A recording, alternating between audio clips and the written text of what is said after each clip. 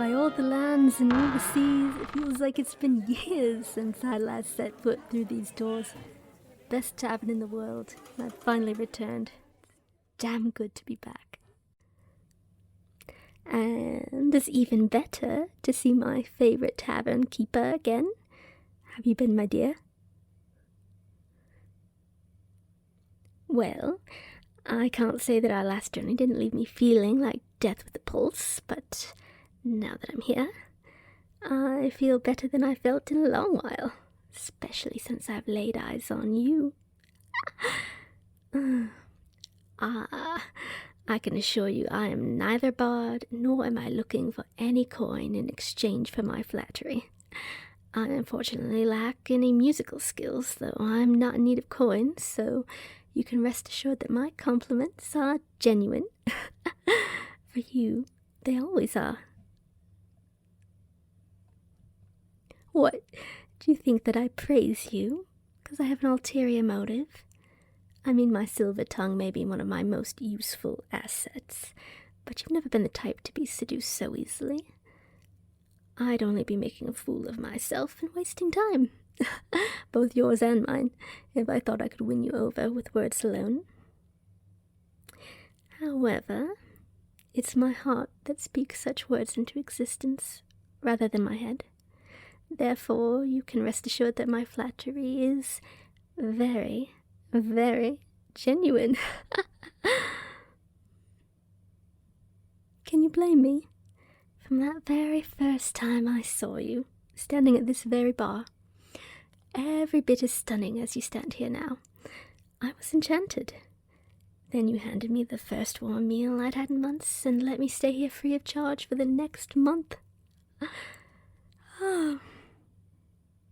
Yes, you did put me to work for that month, but that doesn't negate the kindness of your offer. You could have just as easily turned me away and given the rooms to a paying customer, but you didn't. Instead, you gave me a place to stay and the opportunity to find my footing. Even with such an attractive face, I couldn't have predicted you'd have an even kinder heart, especially given the wicked words your tongue speaks. But truly, your gesture was kind, beyond what I could ask for, especially given the trouble I caused you when I tried to work at your side. God knows I only made your job harder. But you continued to allow me to work at this very tavern, spending my days serving drinks in exchange for a roof over my head. You taught me much of what I know about gambling and swindling, as well as the most creative swears I ever heard. I spent every day working at your side, and we ate together every night before bed. And I was happy. Incredibly happy. I dare say that was the happiest I've ever been. However, as you know, all good things must change, if not come to an end altogether. And even back then I knew this. So when I was on the docks and was offered a place on a ship about to set sail, it was an obvious sign I needed to leave before I overstayed your generous welcome. So I rushed back here, thanked you for your kindness, and told you that I would return in the future, before I set off to sea. It was when I was on that ship that I found what I'd been lacking when I came to you. A purpose. I came to you with a life I no longer wished to belong to, one I couldn't even tell you of, and you gave me the means to start a new one. You gave me the greatest gift I could never have asked for, and I doubt I could ever repay that. Sorry for my sentimental rambling, but all of that was to say you allowed me a chance at a new life. And I'm eternally grateful. If it weren't for you, I wouldn't have had the chance to find my love for the seas and eventually form my own crew, travel the world. I owe my life to you. I owe everything to you. I feel that I can't say that enough.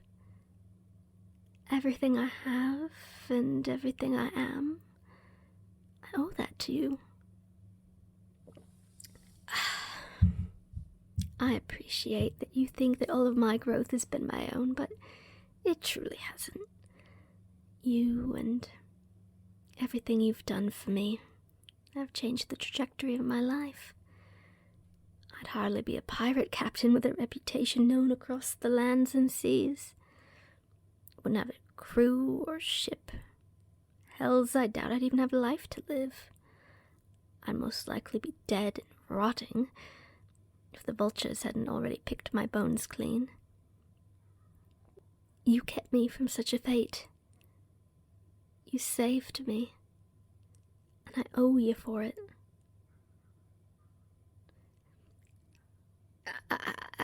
No trying to deny it.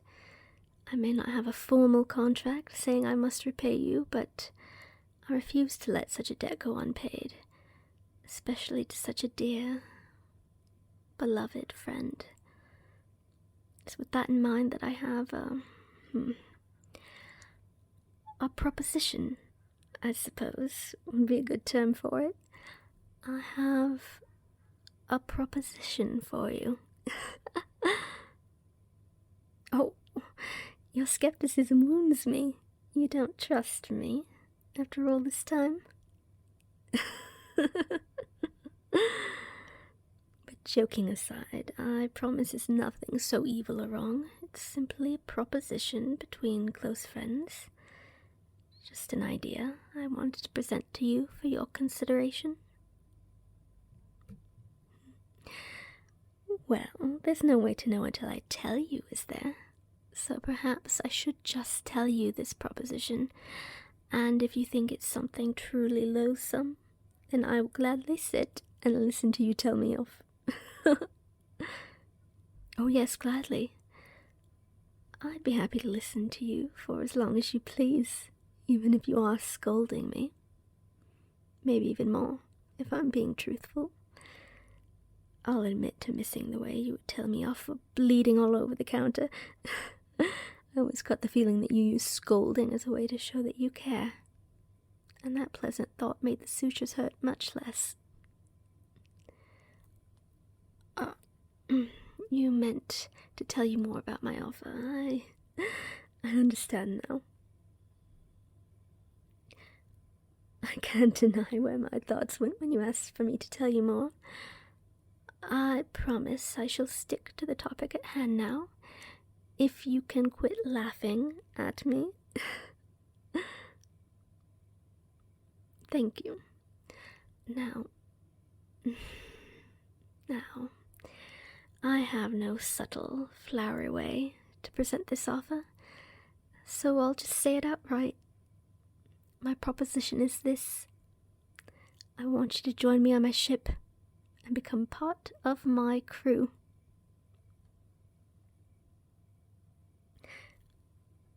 I assure you, I'm completely serious. I want you to join my crew and set sail with me. Oh, there are a vast many reasons, an unaccountably high number of reasons, that I want you at my side, and I suspect that I am not even consciously aware of all of them. I suspect that if you were to join me, some of these reasons would become clearer in my mind as we spent more time together. And I might even be able to share in these with you. However, the main reason is, just as I said, I wish to repay you for every kindness you've shown me.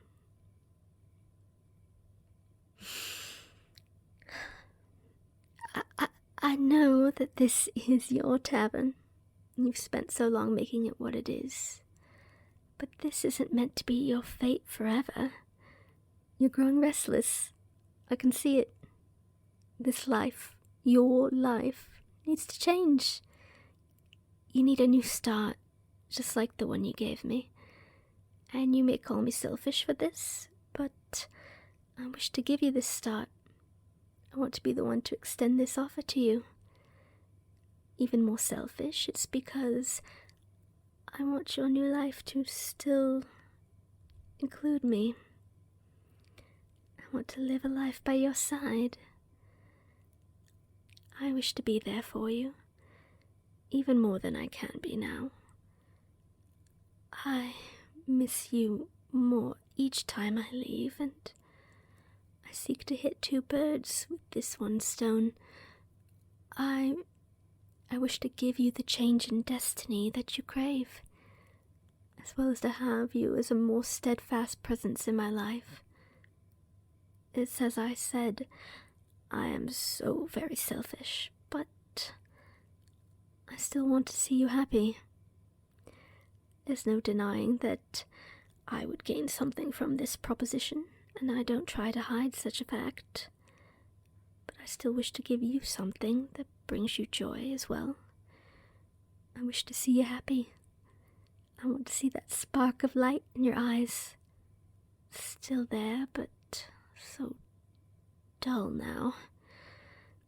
I want to nurture it back to health, to see it grow back to that lightning storm, like what it was when we first met. I want to see that wild joy in your eyes once again, both for your sake and for mine. Of course, you're free to turn me down. I would understand if you did. This is your home, and I will not tear it away from you, nor you away from it. If you wish to remain here, I will accept that answer with no question. Despite the longing I see in your eyes whenever you look toward the sea. Sorry. I'm trying to remain impartial as I say this, but as you can see, I'm having a bit of difficulty. I digress. As I said, I will accept whatever decision you make, without question or judgment. So I ask of you, my dear, that you at least consider my offer. If you were to join my crew, I would show you a life of wonder and excitement, a life I know you long for. I'll give you the world, and all I'd ask is that you let me see it with you.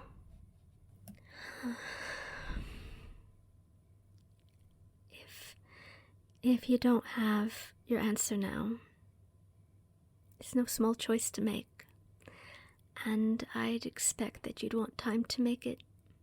But we set sail in 1 week, and I fear that our next expedition will take far longer than any before.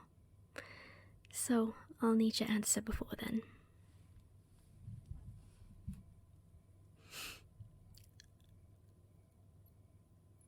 I'll leave you to your work then. If you should need me, I'll just be a few doors down. You know which room I've chosen, and I trust you still keep a spare key for it. You're always welcome in, and I'll be happy to talk to you, no matter what we talk about. If you would prefer not to, that is fine as well, but I'd like to share a meal with you one last time before we set sail, just like we used to. So, if you please, I'd like you to join me for dinner the last night of this week. I'll cook for us. I just ask that you be there. Please. I'm afraid it'll be the last chance I have to enjoy your company for a while. And once we're done, you can tell me your decision. And then, well, I guess we'll just have to see, won't we? Until then, I suppose. Have a good evening, my dearest. I'll be around the city.